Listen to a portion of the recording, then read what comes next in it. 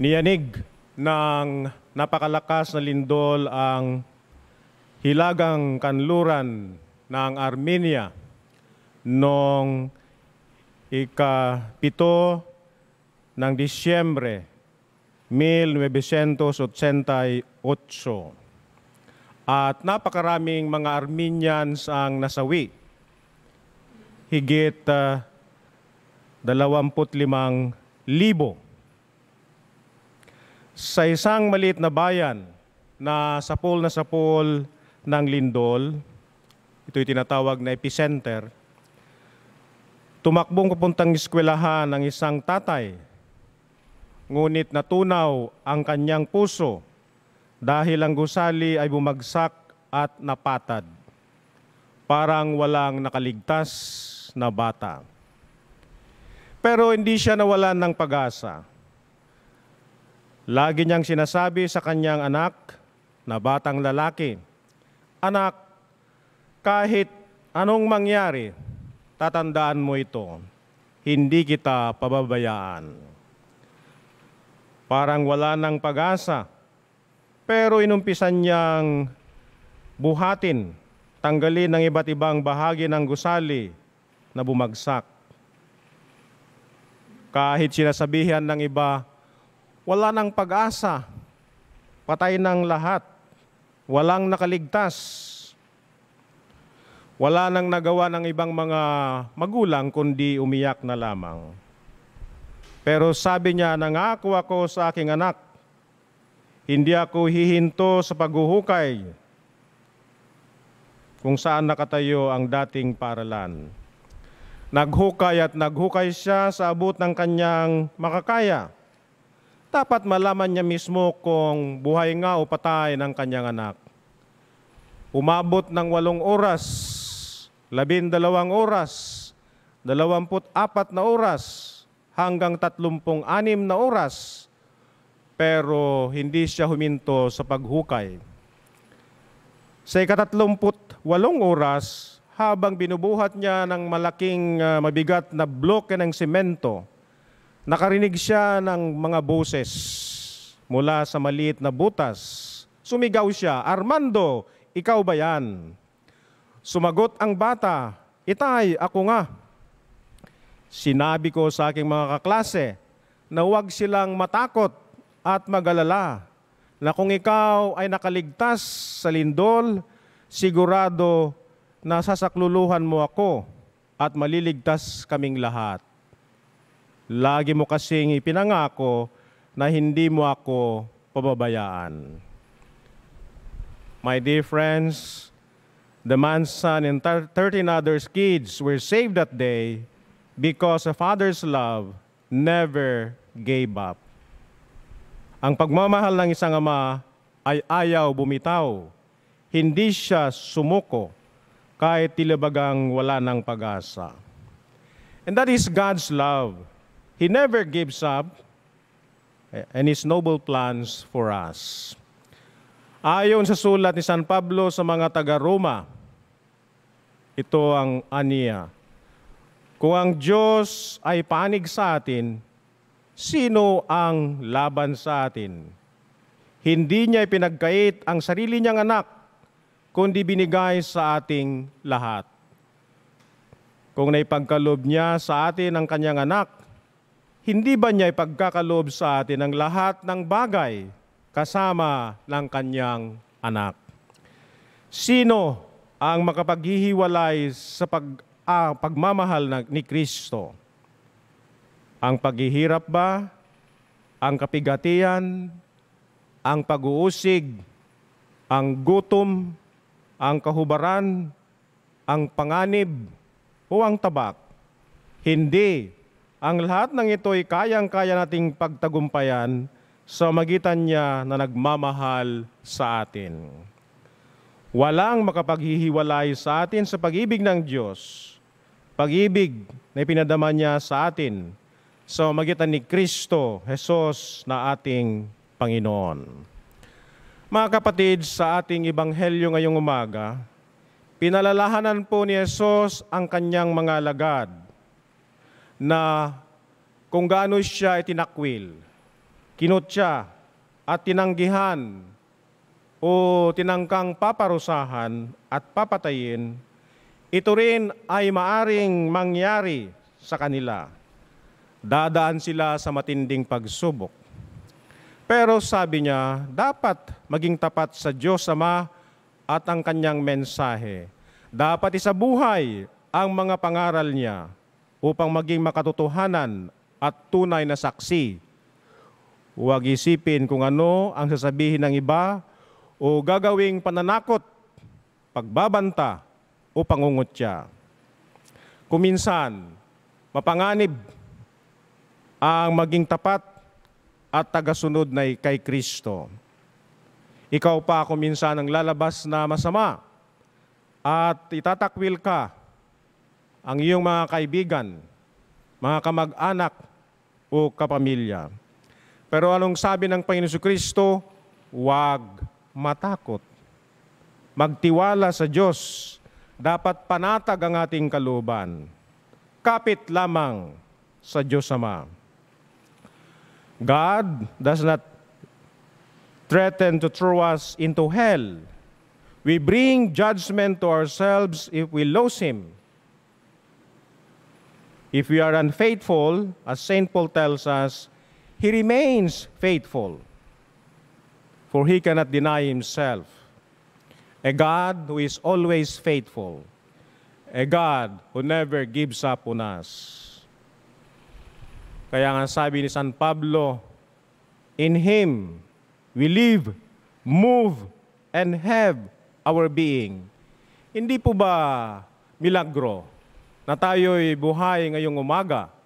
There are thousands and thousands out there who never saw the light today. And yet, here we are, alive and kicking. It is a miracle of love. Alam niyo yung mga eskriba at pariseyo, yung mga punong saserdote, gusto nilang busalan yung bunganga at bibig ni na Pedro at ang kanyang mga kasamang alagad. Pero anong sabi ni Pedro? It is better for us to obey God than men. It is God who has control of our lives. Kaya sa ating unang pagbasa, sa matinding pagsubok ni Jeremias, sabi niya, ipagkakatiwala ko sa mga kamay mo ang aking kapakanan. A God who is faithful. A God who will never let us down. Alam nyo, meron pong napakagandang karanasan si Propeta Uzias sa Lumang Tipan, kung saan ay meron siyang asawa na si Gomer. Siya po ay hindi tapat, a very unfaithful wife. And so, Hosea asked God, Lord, what shall I do with my wife? She's very unfaithful. Here, you called me to be a prophet. How can I have integrity? How would my people believe in me if I cannot even discipline and control my wife? A very unfaithful wife. He runs away with other men. Anong sabi ng Panginoon? Hosea, take back your wife. Forgive your wife. It happens so many times, and yet the same advice, the same counsel came from God. Hosea, take back your wife. Bring her home. Kaya sabi ni Propeta Hoseas, ano ang leksyon? Ano ang aral na gusto mong ipahiwatig sa aking Panginoon sa pangyayaring ito, sa karanasan kong ito? Sabi ng Panginoon, Propeta Hoseas, ako ay parang ikaw at ang iyong asawang si Gomer ay parang ang bayang Israel. Sila ay laging hindi tapat. Lagi silang nagkakasala. Lagi silang humihiwalay sa akin. But I always take them back. I always take them back. A God who is faithful. A God who will never let us down. Kaya nga sa pangalawang pagbasa, sinasabi, walang kapantay ang kagandahang loob ng Panginoon kahit ang pagsuway ni Adan. At ito'y pinahiwatig ni Kristo. Sa ating ebanghelyo, gumamit ang Panginoon si Kristo ng isang estilo ng pagtuturo na karaniwang ginagamit ng mga rabbis, mga mestro ng kanyang kapanahunan upang kumbinsihin ang kanyang tagapakinig sa pagmamahal ng Diyos.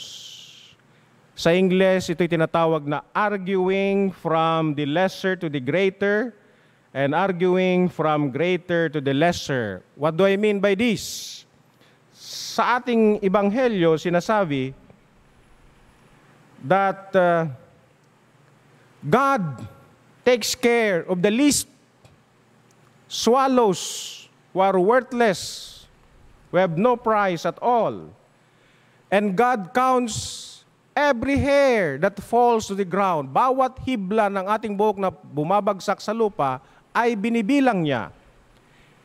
Ang sinasabi ng Panginoon Kristo ay, if God takes care of the swallows who are worthless, and if God counts the hair that falls to the ground, how much more a disciple? How much more will God care for Jesus' disciples? At minsan, sabi rin ng Panginoon si Kristo, if your son asks for an egg, would you hand him a stone? If he asks for a fish, would you give him a snake or a scorpion? No. If you, in all your sinfulness, know how to give good things to your loved ones, to your children, how much more our Heavenly Father, arguing from the lesser to the greater. Now, Jesus argues from the greater to the lesser. Anong sabi niya? Is not life much more important than food, clothing, and shelter? Why worry about all this when He has already given you life? Your Father knows everything that you need, even before you utter any words at all. Ang ibig sabihin, ipinagkaloob na ng Diyos ang buhay na mas mahalaga. Kaya huwag tayong mabahala sa ating mga malilit na pangangailangan, food, clothing, and shelter, sapagkat ipinagkaloob niya na ang buhay. Kayang-kaya niya ipagkaloob ang mas mahalagang, mas matimbang na buhay. Kaya kayang-kaya niya ring ibigay ang ating pang-araw-araw na pangangailangan. Kaya sa ating pagdarasal ng Ama namin, sinasabi natin, give us this day our daily bread. Daily bread. Sapagkat nung kapanahonan ng ating Panginoon Kristo, marami po ang mga mahihirap.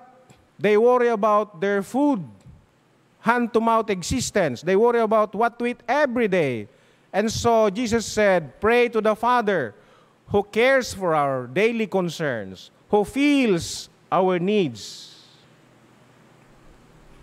Kaya we operate out of and under the authority of our Father's love. As His creatures, all of us, we were not designed to live in fear, but to live by faith. Kaya nga sabi ni San Pablo, sabi ng Panginoong Jesucristo, nung siya ay tinanggihan ng mga taga-Jerusalem, on a mountain, on a hill overlooking Jerusalem, He said, how I wish to gather you like a mother hen gather her chicks under her wings. Yung mga inakay ay sila'y hindi natatakot. They feel secure under the mother hen's wings.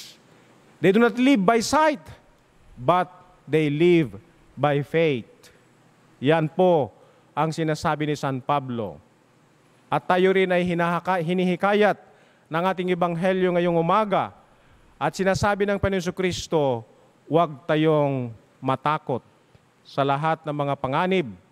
Lalong-lalo na ngayon na tayo dumadanas ng krisis dahil sa COVID-19. Si Santo Papa Francisco, sinabi niya, ang mukha ng Diyos ay mercy, pag-asa, awa. Kaya nung kapanahonan ng ating Panginoon Kristo, alam niyo yung mga eskriba at pariseyo, ang pagtingin nila sa Diyos ay strikto. Today is Father's Day. Alam niyo yung maraming mga tatay, kapag sila ay bata pa, medyo strikto sila. Kapag may mga bisita, mag-iingay kayo, titingin lang yung tatay, natakot ka na. Sabi niya, makuha ka sa tingin. Kaya kayo alis na, punta na kayo sa kwarto at tatahimik na. Pero pag matatanda na ang mga tatay, medyo mag-mellow down na yan. Hindi na tingin na nakakatakot, kundi tingin ng pasasalamat. Lalong-lalo na kapag maging successful ng kanilang mga anak. No? They look at them with much gratitude, with much appreciation at sinasabi nila, thank God, I contributed much to the success, to the good future of this child. It is a look of compassion. It is a look of love. Gayon ang pagtingin ng Panginoong Diyos sa atin. When He looks at us, He doesn't look at our worst, but He looks at our best possibilities. Kaya nga, the face of God is mercy. At ito'y nasubukan nung dinala ng mga eskriba at pariseyo ang isang babae na nahuli sa pakikiapid. At sabi nila, Jesucristo, kung ikaw ay talagang maestro o rabbi, you are from God or the Son of God, what shall we do with this woman has been caught committing adultery? At ayon sa batas ni Moses, dapat siya'y batuhin hanggang siya'y mamamatay. Jesus was quiet for some time, and then He said, anyone among you who has not committed a single sin should pick up the first stone and throw at her. Kaya tumahimik ang lahat at isa-isang umalis. Siguro, sila rin na nagkasala ng pakikiapid, yung mga iba sa kanila. Pero hindi lang natuklasan, hindi lang nahuli. Umalis silang lahat hanggang ang babae na lamang at si Jesus ang naiwan. At napakaganda ang sinabi ng Panginoong Jesucristo, neither will I condemn you. Neither will I condemn you. Go and sin no more. A God who is faithful, a God who is forgiving, a God who is loving. When He looks at us, He looks at us with mercy and compassion. At ito ay sinalarawan ng Panginoon Kristo. When you look at the crowd, the hungry crowd, He was moved with pity and compassion. When He looked at the leper, He was moved with pity and compassion. When He looked at the blind man, He was moved with pity and compassion. Why? Because the face of God is mercy, and God loves us through His Son, Jesus Christ. Isang araw, may isang tatay at ang kanyang anak ay they wanted to cross a river with strong current. Gusto nilang tumawid sa isang ilog na napakalakas ang agos at natakot ang bata. Baka matangay siya ng agos ng ilog. Sabi niya sa kanyang tatay, Itay, hawakan mo ang aking kamay upang hindi ako mapahamak, hindi ako matangay ng malakas na agos ng ilog. Ganyan ang Panginoong Diyos. Lagi niya tayong hinahawakan upang hindi tayo mapahamak. Hindi tayo ang kumakapit sa Kanya, kundi Siya mismo ang humahawak sa atin.